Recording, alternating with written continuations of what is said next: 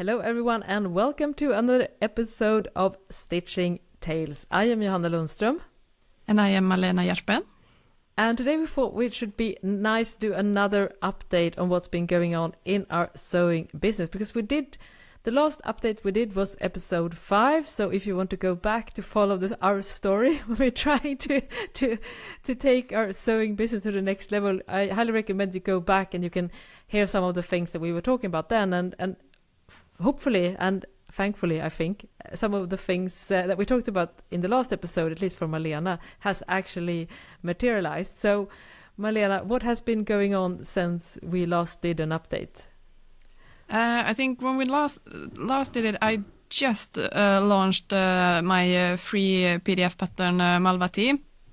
And it's been really fun to see how many of you have subscribed to my newsletter. Really appreciate that. It's been so much fun. So I'm really looking forward now to see some Malva teas on Instagram as well. I hope you use the hashtag so I can check it out. But no, it's been really fun to actually launch something again. It's been forever since my last, I think it was like 3 years ago or something. So it's really, it's been a while. So how many people have signed up for the newsletter to get the Malva tea? It's actually close to 600 now, which I'm really surprised by. And the funny thing is, like, the first couple of days, it was when I only wrote about it in my own Instagram, it was like 50 people. But then I added in some Facebook groups where you can share free patterns. I added it there, and then we also we talked about it in the podcast, and so then things started to happen. So you need to go outside of your own bubble, I think. Yeah, definitely the lesson learned there. That also the one that I keep harping on, you can't rely on Instagram only. I think that was confirmed, Malena, right? Yeah, definitely. Yeah. And you can see it's so fun since I got my website now as well. You can actually read the statistics there, and the majority of visitors comes from Facebook. And I mean, I have my own Facebook page as well, but I don't think I even written about it there. So it must come from this group. It's a Swedish group even. So it's mostly from there. And then I see a lot of international people, and then I guess it's from your channels. So it's kind of fun to. I kind of like those like statistics. You can really do some research there. I really enjoy those things. Sounds a bit nerdy, but yeah, I do enjoy it. Yeah, I know. You're also a bit of a math nerd, right? I know that you love. I remember when I first got to know you, you said that you were really into math, which honestly I don't know that many people. Well, I mean, I'm not very good at math, but like it comes very natural to me. Like my whole when I went to school and everything, like math was like, well, I mean, it's rules, and there are just those rules, and you follow those rules. Like with language, it's like, oh, then there's these 11 exceptions from the rules, and it's like, how are you gonna keep track of that? So no, math is like, it's logic. I like that. Yeah, and that's true. You know, the stats doesn't lie either, right? That you can see now that when you went outside your own audience, which is primarily on Instagram, right?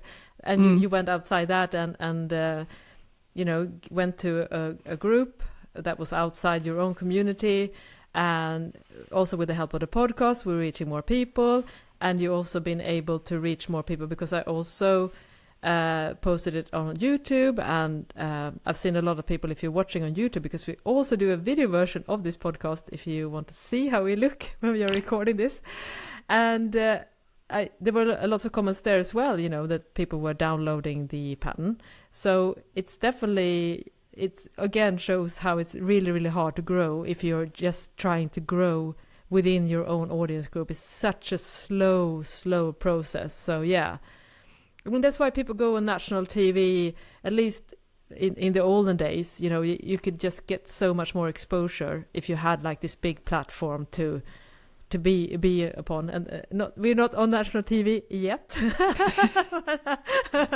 but at least we have like reached hopefully a slightly larger audience. And did you have like a fantasy number when you released the pattern? Did you have any type of idea of what did you have like this number or? Yeah, I wanted to reach over 100. So yeah, I succeeded there pretty quickly. But now I come to the next stage, and it's like, okay, now I need to send out my first newsletter. What is gonna be the pressure? Yeah. So what is gonna be about? I have no idea. No, I got lots of idea, many ideas. It's just I have to write some blog posts first, so I have something to write about in the newsletter, or I need to finish my next pattern that I'm actually working on, and I'm right now on my cutting table over there. I actually have the photo samples, and I've done the actual PDF pattern. It's almost done, so now it's just the sewing instructions. So fingers crossed that my first newsletter will be, hey, I launched another pattern. But yeah, we'll see. Yeah. And I know I said earlier that, I want to do like every month a newsletter. And as soon as I said that, I was like, yeah, that's never going to happen. Sorry. Maybe every other month if I'm like pushing it. So yeah, please don't hold me accountable for the every month. That was a wish. That was a dream. You know, you can have dreams, but yeah, no, reality, no. Not never gonna happen. Yeah, it's interesting because when we did a recent episode about newsletter, episode 4, I think, we talked about the process of starting a newsletter and frequency and everything, and we got some feedbacks in the comment section saying that people really like, you know, a regular publishing schedule, such as once a week or maybe once a month, every fortnight, and we totally agree with that. That's exactly the way you should do it. But in reality, you know, as we talk about a lot on this pod, we are primarily one person teams. So in reality, we know all the things we should be doing and how often we should be doing it in order to grow our business. But it's the reality is that we don't have the resources or the time to actually run the business the way you should be doing all the time.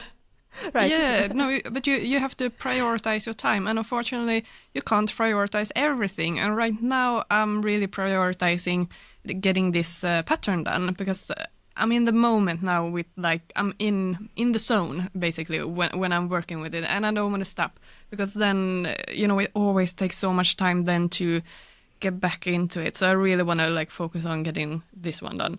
Then I can focus a little bit more on social media and writing blog posts and stuff like that. But right now I'm like all my headspace is in the next pattern. So I just like I want to finish that one before I can move on to the next thing. And now I'm going to give you some advice there, because I don't think it's a good idea to wait until you release your next pattern to start the newsletter, because then you don't show any range of content. The first newsletter is basically just the pattern, right? It's the pattern files, and then the next you're sending out is another pattern. So you don't build like a relationship and an audience and usefulness. So that's what we all struggle with, because we always raise the bar too high. So what you should do now, I'm not saying you, is that you should just lower your bar of the type of content you want and just give like a helpful quick tip. So just one blog post and that's all you have. I should definitely, there's a balance also between pitching products and building relationship, and I think you have to like be on the right side of that, because if you just have news, then you don't get the newsletter. People are subscribing also because they want to get like helpful content. So I would definitely do other type of content before you release the pattern. So otherwise it's just going to feel like you're getting it's just about new patterns, right? That's not the reason why they should subscribe to your newsletter. It's because of your knowledge and because they are curious about what's happening. Yeah, but that's totally understand that. And time-wise, I think that would be really good then to... I'm planning my schedule here in my head as we speak. When I send out the pattern to testers, then it will be like 10 days when I can't work on it. So during that time, then I aim to send out my first newsletter about, well, something else then. Yeah, so that's a good suggestion. I will try to do that. Yeah, that sounds like a good plan. Well, of course, we're going to keep you updated because we don't always do as we say, because that's just how things are. Plans and dreams are one thing, and then the reality hits you. Yeah. But how about you? What's been happening for you? Yeah, I've been actually just started working on my next sewing pattern. I have sewn one sample with the help of you because, as I mentioned in the previous episode, Malena, you are the one also drafting the actual sewing patterns for me, the pattern files. So I've just sewn one sample and you've done some alterations, and this weekend I'm gonna sew up the next sample. And I feel really, really good about this pattern because it's such a easy make, but it looks quite dressy. So what it is a pair of dressier pants, but you sew it in like a stable jersey, maybe like a Ponte di Roma jersey, or you can also sew it in some softer sweatshirt fabric, wool fabric, any type of more stable French terry knit fabric. And the thing is that it has pockets and it has darts in the back, but it has elastic waist. So from far you won't be able really to tell if it's a knit pair of pants or a pair of woven pants, but they are very, very comfortable, and I feel super how should I say it? I feel really like I have a good feeling about this. I think it's going to be a good end product, but of course always when you're releasing a pattern, it's difficult to see is there a market, and I always do. I don't. Even though we both talked about how we like to release sewing patterns, that we are very fond of ourselves and something we would like to wear because you get tired of doing the same thing over and over. I always, I should say that I always do market research. So, for instance, on a lot of like the more high-end big brand stores in Sweden, they now have a version of this pants, and usually it's so a little bit flared or a little bit straight. So it's more of a wide leg pant than a straight leg pant or a narrow pant. It's straight leg or a little bit wider. So hopefully I will hit a trend that is like a steady, because a lot of people are saying, after the pandemic, I just want to wear like casual pants and joggers. So I thought maybe there is a space for that type of dressier knit pants that you could wear to the office if you're working outside of your home or wherever you're working. But they will be just as comfortable as you were wearing a pair of track pants at home. So that's my idea for this pattern. So I feel really, really excited about that. But since I'm not working with the same speed as Malena is doing, this is going to be a pattern release. We are recording this episode in the beginning of March, and the pattern won't be released until fall because it's more of a colder weather pattern. So I definitely want to match the season. So I'm going to work on it this spring, but I won't release it until after the summer. Yeah, but sounds good to think of the launch date already now also. So you hit the right season.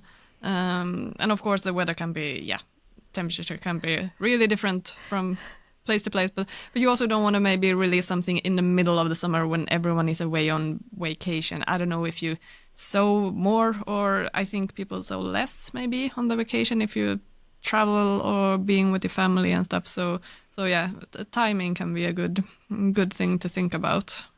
Yeah, I agree. And I should say, I think if I look at sales stats, I would say that the fall and early beginning of the years are my best selling month. I think from maybe September to November, December, and then maybe February and March it catches up a little bit, and it's definitely my slowest selling months are June and July, I would say.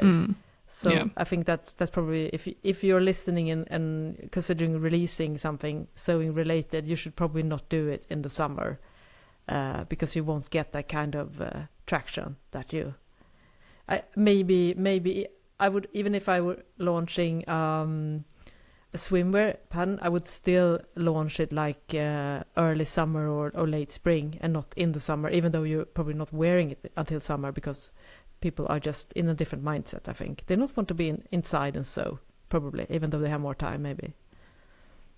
Yeah, no, I totally agree. I think everything just slows down during the summer, and of course you need a little bit of time to, if you release a swimsuit, you need some time to sew it actually also.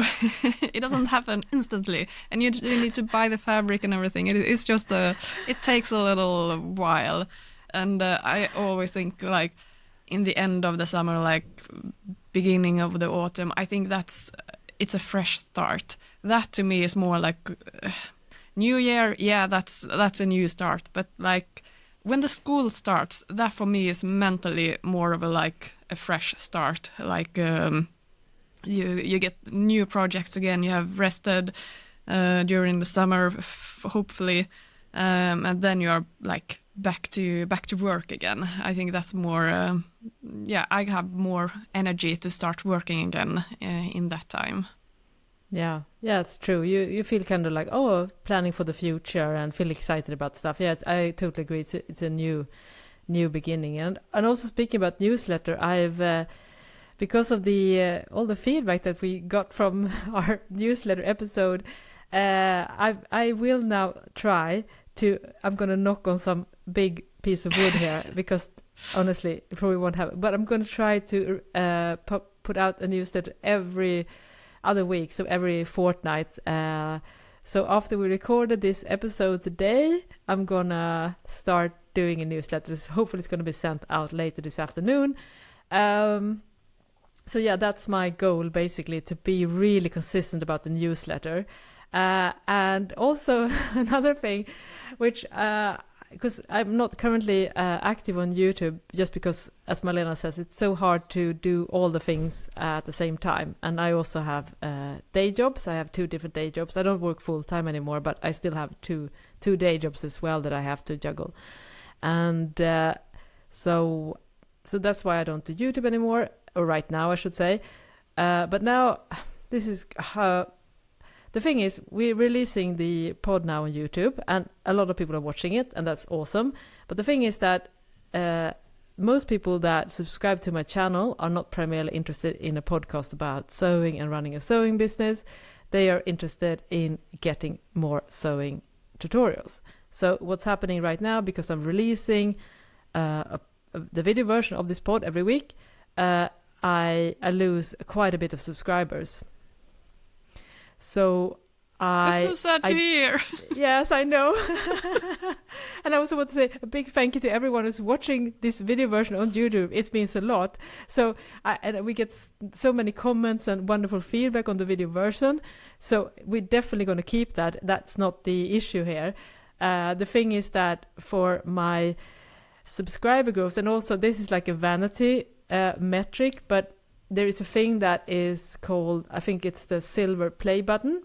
And if you have 100,000 subscribers on YouTube, you still get one. And I'm like really, because there are so many people on YouTube now and they're growing, so it's getting like more and more people are getting that. So I'm fearful that we raise the bar, maybe say you have to have 200,000 in order to get the silver play button.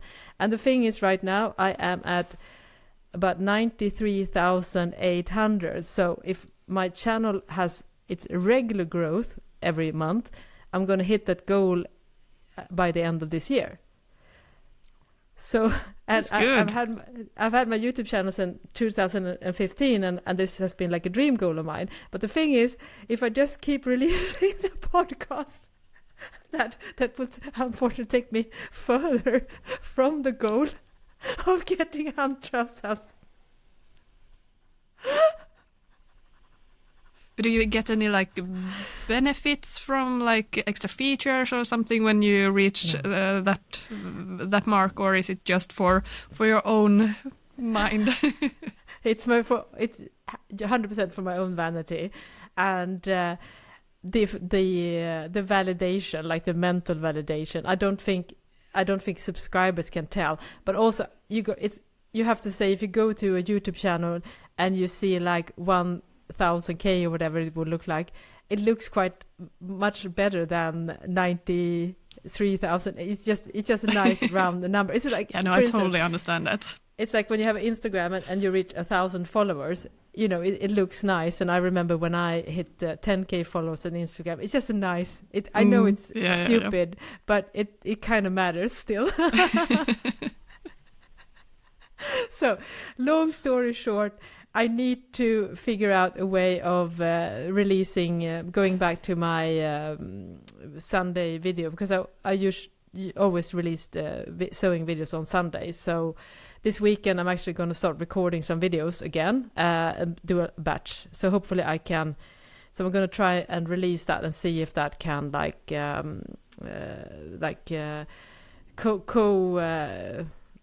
compensate for the fact that that I'm losing subscribers. Cater to those who want to have other information.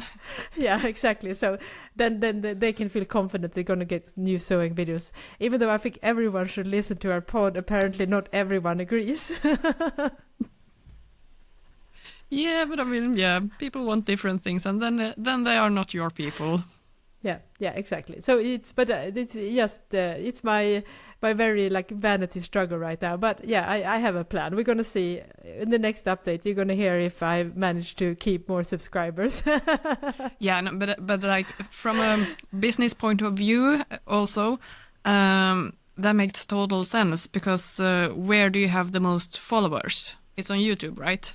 Yep. Yeah. So I mean, it makes total sense to actually make some content for YouTube channels then, of course, since you have your people are mostly there. So I mean, of course, you should definitely do that. Do you already know what you're gonna like talk about, or? Yes, I'm gonna talk a lot about things that relates to our book Fit for Knits. Shameless plug, please check it out, links in the description section. It's a 5-star only reviews basically we have on Amazon, but it's going to be some content. I'm going to do like the ultimate tutorial on how to sew a neckband to a t-shirt. So that's going to take me forever, but I know if I make that video and I spend like 2 or 3 days working on it and editing it and do it like super thorough and helpful, then it's going to be one of my best performing videos ever. Because I have one about how to sew a jeans zipper, and that's, I think it's closing in on 1 million views now, and it helps drive a lot of sales for my sewing jeans book. So it's a lot of work, but in the end it's going to pay off, I think. And also I'm going to do more like casual things, like tips, about sewing with knits. It's going to be a lot of knit fabrics and knit tutorials stuff related, basically, and something. Hopefully, if we get to see each other later this year, we're gonna also try to film some content for YouTube, right? Because that pertains to our book and fitting tips. So I'm really excited about that, because I also think that's going to be super helpful and a nice like companion to our book. Yeah, definitely, because it's one, I mean, even though we have a lot of illustrations in the books, it's another thing to actually see it. And I mean, people obviously, when you Google and want to see how something is made, to actually see a video, it's another thing. It's so much easier to make things clearer when you actually show it on a video. So yeah, I'm looking forward to that neckband video. That sounds very interesting. I hope. And also you have some other stuff going on as well. I don't know how much you can talk about, but can you say a little bit about what do you say in English? Pitching a sewing pattern to a publication, or Yeah, can you mention that? Yeah. Yeah, I mean, I've submitted some design suggestion for Tauko Magazine. It's a Finnish indie pattern magazine, really nice looking. It's like really, it look like, those high-end fashion magazines with like hard cover and everything. So yeah, they have like an open designers call. So you can apply, you can send in your design ideas, and then either you make the pattern yourself if you get chosen, or they can even make it for you. So the deadline is, I mean, now we are recording it in beginning of March, and it ends on Sunday. So when we air this podcast, it has probably that date has passed already. But they do this on a regular basis. I think they do it like every third month or every half year. I can't really say now. But yeah, a friend of ours actually got her design in the last magazine. So I'm like, okay, I want to try. And I don't know how many applies and if you actually, how big the chances are to actually make it into the magazine. But yeah, it's kind of a fun thing to because they have a theme for every how do you say number every magazine issue. issue. So you design something for that specific theme then. And I kind of like that because when you design something from thin air, it's like I get so designer's block. I don't know what to do. But if you have a theme, if you have something to start from, a framework, I really enjoy. So yeah, it was really fun. So we'll see how it goes. But have you thought of submitting anything there? Yeah, I have, and because you mentioned that, and you said that one of the future planned issues are about jeans, denim. Yes. Yeah, so you said that, and I was like, I really got myself thinking, because if you listen to the previous episode, I definitely want to at one point release jeans sewing pants or trousers. So that was one of the things I consider, but then I felt like maybe I want to do something a bit more fashiony and fun. So I was thinking maybe do like a skirt using some details of top stitching, or maybe doing like a dress in denim but using some like traditional jeans details. So Malena, if I make a pair of jeans, that could of course probably be the most helpful for my brand, but I also feel like maybe that they would never accept that. I think it's too basic, if you know what I mean. I think it does have a bit of a profile, right, with a more like high level design. I mean, they don't, from my understanding with Tauko, they also look at like shapes and interesting design elements. It's not super difficult patterns to sew, but they definitely have like a point of view, in my opinion. So then I was thinking, should I do a skirt with something, or should I do a dress or a blouse? So my thought process is this like a bad idea, or is it a good idea to do some other type of garment? And which one would do you think maybe is the most likely to get like accepted, or you know, the different point of view? Like they have some, how do you say, like you can't have designed this before, like it needs to be a new design. You can't like have shown this before, but you can submit several options. So you can, I mean, absolutely send a pair of regular trousers and then send something else. Like you don't just have to give one design idea. And I mean, I've looked through some earlier magazine, and in one there was a really like simple t-shirt, of course, with a little bit more updated silhouette. So yeah, I definitely think that there needs to be like maybe not the most basic, pair of jeans then. But I mean, who knows, like what they are looking for. And if I were a magazine, I would want to have a spread as well, like some more classic styles, and then maybe some more fashion forward styles. So I don't know, but you can submit both several ideas. Yeah, maybe I should try that and do maybe one more like a classic, because my thinking is because the 90s and early 80s is coming back, so we're gonna see the death of skinny jeans, I think. I know a lot of you love it, so Malena is... I'm a millennial. I live in my skinny jeans, come on. Yes. Malena is, if you're not watching the video, she's making the scream from Edvard Munch, the famous Norwegian painter. You probably are familiar with this very iconic piece of art. That was Malena's face right now, if you weren't watching the video. But yeah, so what's going to happen now, of course, you're going to see so much more straight leg jeans. You're going to see more boot cuts.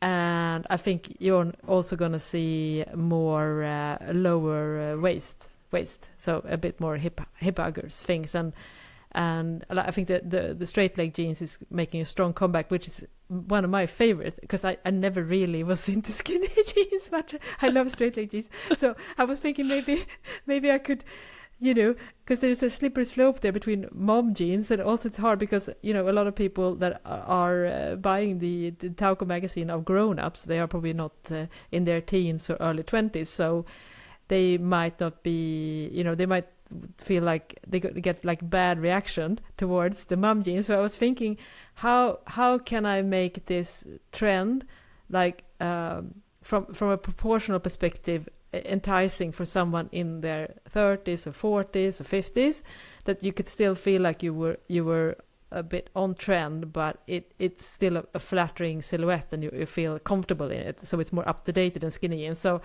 I've been thinking about that like process to get that kind of, because there aren't that many patterns out there yet, maybe to catering to that trend that I think is going to be massive for the next 5-6 years, and less stretch also. And that's a good thing in a way, because that means that you will have more denim fabrics to pick from, because it won't be as tight, so you can probably get some denim that has very little stretch and still make it work. So that's my thought process about that particular pants. But yeah, Malena, what do you think? You need to put everything on paper and send it in to them, and they said that as well, that I mean, of course, you as a pattern maker, you can submit your own patterns, but they also have their own pattern teams, so they really also want to highlight other designers as well, if that designer can't make their own patterns, that they have their own team that are able to do that as well. So go for it. Yeah, thank you for believing in me. And also, if you're listening to this and you want to, I know a lot of people are probably considering that actually are listening to our pod, and you should definitely check that out, because they have open calls, as Malena says. You don't even have to you yourself draft the pattern or do the grading, because they can do that for you as well. You just have to do the design, and of course you will get paid less if you just submit the design, and if you, but they I think they still pay regardless, I think, right? It's just a lower sum, of course, because they have to do more work. I don't know, to be honest. Yeah, I know how it works, but yeah, I think it's great support from them to actually to have that in-house as well. It's they open up for so many more designers then to be able to send in their designs. And again, I think this issue comes out. Their issues comes out every third month, I think, and they have a submission call now for 2 issues. So maybe if they have open call every half year, I don't really know, but yeah, on a regular basis anyway. And also, you didn't mention what the themes were for the issues that you submitted designs to. It was a denim, and then the other issue was crafting roots. Interesting. Yeah, and that's crafting roots, that can be really denim. I think, we all have well, I think maybe kind of the same idea of what denim is, and then of course you can be how creative as you want. But crafting roots, that can really, like, they are an international magazine that sells in different countries, so this could be really like different designs. So that I'm really looking forward to see what actually ends up in the magazine at the end, because it's a very interesting theme, I think. Yeah, and definitely, and it also opens up for more detailing, I think, because there are so many like techniques and everything from every country. You have shapes and embroidery or knitting techniques, so it's interesting to think about how that could be referenced within a garment, like specific ways and techniques that are unique for a region in the world. That's really interesting. I think it's going to be a lot of eye candy in that issue for sure. So you submitted to both, Meg. You submitted to both these calls. That's wonderful. And I realize now the denim is that the deadline on Sunday? Yes. Yes. Yeah, both deadlines are on Sunday, okay. So you gotta start working. Yeah, I won't make too many promises, but yeah, it's a good, it's a very good thing, and I'm definitely gonna keep my eyes open and perhaps getting my things together a little bit earlier than like we are recording this on a Thursday for reference, so it's actually just 4 days. Or 3, depending on. But yeah, so that's really, really exciting to hear, and fingers crossed now that you're going to have your first own sewing pattern in a pattern magazine, because we both, living in Northern Europe, growing up, we grew up with pattern magazines because those were the main sources of sewing patterns when we were young. And I think it's going to like full circle, Malena, if you had one of your designs in a pattern magazine. Yeah, I mean, I don't have my hopes up. There are probably a lot of other much more beautiful things sent in. But yeah, Burda was the only. I literally thought that was the only place to get patterns from when I was younger. Then I find some other magazines as well. I was like, okay, but that's the thing, pattern magazines. That's where you get your patterns from. So yeah, no, my view of where you get your patterns from has changed a lot since I started sewing when I was like 14, 15. So a lot of things have happened since then. Yeah, for sure. And because we wouldn't even, probably neither of us would have been able to have a sewing pattern business back then, because there were no avenues to get something out there. I mean, we are also the product of the fact of the modern technology and the globalization of marketplaces, because otherwise it would have been really difficult unless we started our own pattern magazine.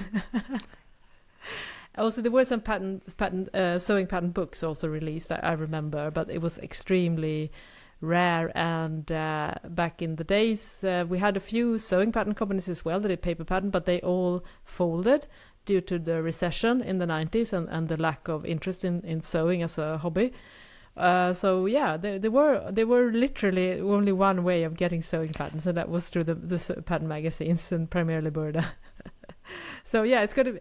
Yeah, I as I said previously, I have a good feeling about this year now, Malena. So I wouldn't be surprised. We're gonna keep you updated regardless, right? Because we are keeping it real here. The disappointments as well as the triumphs. And we're going to have a cliffhanger. Did Johanna actually manage to submit a sewing pattern in less than 4 days? We'll see. You can do it. Thank you for believing in me. We'll see. But at least, if not, I'm very, very excited to hear about your journey with this. And we should also mention, Malena mentioned our friend. Her name is Josefin Hultén, and her brand is Ploen Patterns. And she has a design out, I think, in the latest issue, which I think is dedicated to movement. And I know she has some other stuff going on as well. So you should definitely check her out. Ploen Patterns. We're going to link to her as well in the description section of this pod. So if you want to check her out, she's a fellow Swedish pattern maker. So yeah, anything else? We're going to have to make this episode a little bit shorter because we had some technical difficulties in the beginning, which one always do, So... Yeah, no, for me it's just continue with the pattern, and fingers crossed you will soon get a newsletter from me. But don't hold your breath, please. Yeah. I will hold you accountable in our next update, and you should hold me accountable if I've managed to keep this every fortnight newsletter, and also have Johanna actually managed to release a video on YouTube. We'll see. Okay, thank you so much for listening or watching as we talk about our journey of running a sewing business. My name is Janne Lundström. And I am Malena Hjertben. Bye-bye. Bye-bye.